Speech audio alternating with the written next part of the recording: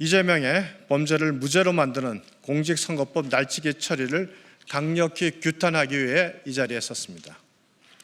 제21대 대통령 선거를 20일 앞두고 민주당이 아버지 이재명을 대통령으로 만들기 위한 꼼수와 편법, 날치기가 극에 달하고 있습니다.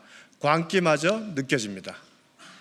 오늘 더불어민주당은 허위사실 공표죄에서 행위를 삭제하는 내용의 공직선거법 개정안을 날치기 강행 처리했습니다.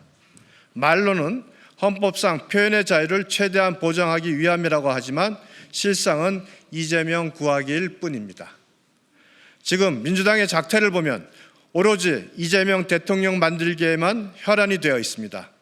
대권 가도에 걸림돌이 될 만한 것들은 민주당이 나서서 쓸어버리고 있습니다.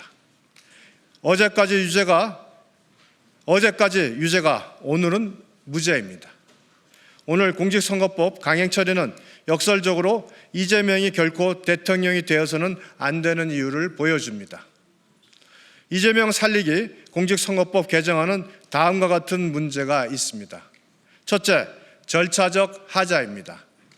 국회법 제59조에 따르면 위원회는 의안이 위원회로 회부된 날로부터 15일이 지나지 아니했을 때는 그 의안을 상정할 수 없다고 규정하고 있습니다만 신정은 위원장이 대표 발의한 공직선거법 개정안은 오늘에서야 회부된 법안입니다. 단서 조항에 따르더라도 긴급하고 불가피한 사유로 위원회의 의결이 있는 경우에 가능하나 이 개정안은 오로지 이재명 단 한 사람에게만 긴급할 뿐입니다.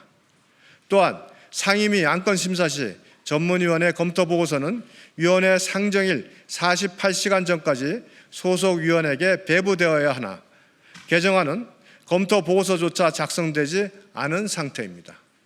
특히 이 모든 위법과 편법이 행정안전위원장에 의해서 이루어지고 있으니 국회 사무처나 법안 소관부처인 선관위로서도 두 손 놓고 끌려다닐 수밖에 없습니다. 둘째, 내용상 문제입니다. 허위사실 공표죄에서 행위를 삭제하면 사실상 허위사실 유포를 전면 허용하자는 것입니다.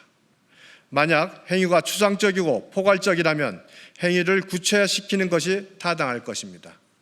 그럼에도 불구하고 행위 자체를 삭제한다는 것은 그 행위로 재판을 받고 있는 이재명에게 면죄부를 주자는 것입니다. 특히 민주당은 공직선거법뿐만 아니라 법사위에서 형사소송법 개정안까지 밀어붙이고 있습니다. 법무부 의견과 같이 또한 특정인을 위한 법률로 명백히 재판에 영향을 미치기 위한 의도입니다. 이재명 앞에서는 상권 분립도 없습니다.